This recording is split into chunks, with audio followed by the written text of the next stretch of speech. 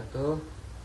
Perkenalkan, nama saya Muhammad Nabil Rusdi dengan NPM 0203241105. Saya adalah mahasiswa program studi Ekonomi Pembangunan dari Fakultas Ekonomi dan Bisnis. Di sini saya akan membuat salah satu tugas ekonomi mikro untuk memenuhi syarat UAS.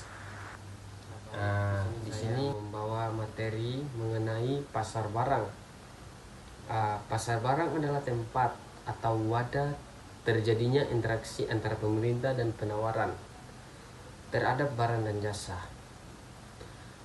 Dalam pasar ini, penjual dan pembeli bertemu untuk melakukan transaksi jual beli, di mana penjual menawarkan barang dan jasa dan pembeli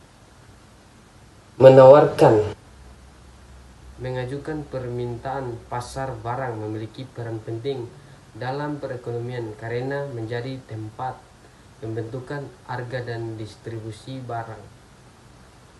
Pengertian pasar barang secara umum: pasar barang adalah suatu sistem atau mekanisme di mana pembeli dan penjual saling berinteraksi untuk melakukan transaksi jual beli barang dan jasa. Pasar barang juga diartikan sebagai tempat bertemunya penjual dan pembeli untuk melakukan transaksi jual beli berbagai jenis barang dan jasa. Ya baik guys, di sini juga ada pasar daring atau yang dikatakan jual online atau berbisnis online. Dan tempat terjadinya jual beli melalui internet, contohnya toko online marketplace. Nah, biasanya mereka memasarkan itu melalui Shopee, Facebook, dan lain-lain. Toko tempat khusus menjual disebut pasar. Pasar adalah era atau tempat di mana penjual dan pembeli bertemu untuk melakukan transaksi jual beli berbagai produk atau jasa.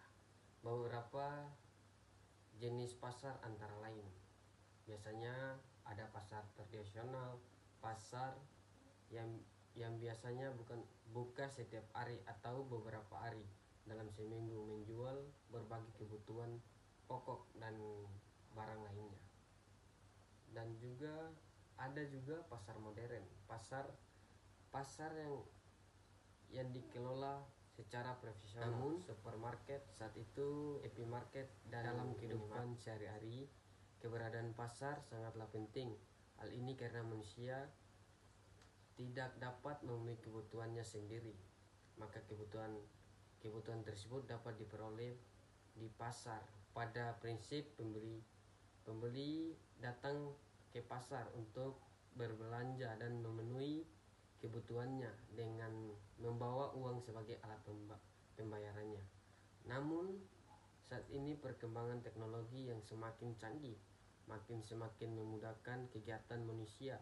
Kini konsumen tidak perlu datang ke pasar untuk membeli kebutuhan.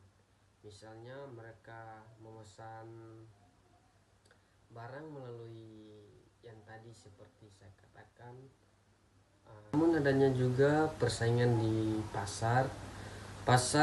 Persaingan sempurna adalah pasar di dalamnya ada banyak penjual dan pembeli, sehingga harga tidak bisa ditentukan masing-masing penjual atau pembeli. Ciri-ciri persaingan sempurna: menjual ataupun pembeli bisa keluar masuk pasar tanpa hambatan. Pengetahuan penjual dan pembeli tentang pasar sempurna. Baik teman-teman, itulah penjelasan saya terkait materi pasar barang. Sekian, terima kasih. Wabillahi taufiq wal hidayah. Wassalamualaikum warahmatullahi wabarakatuh. Dadah.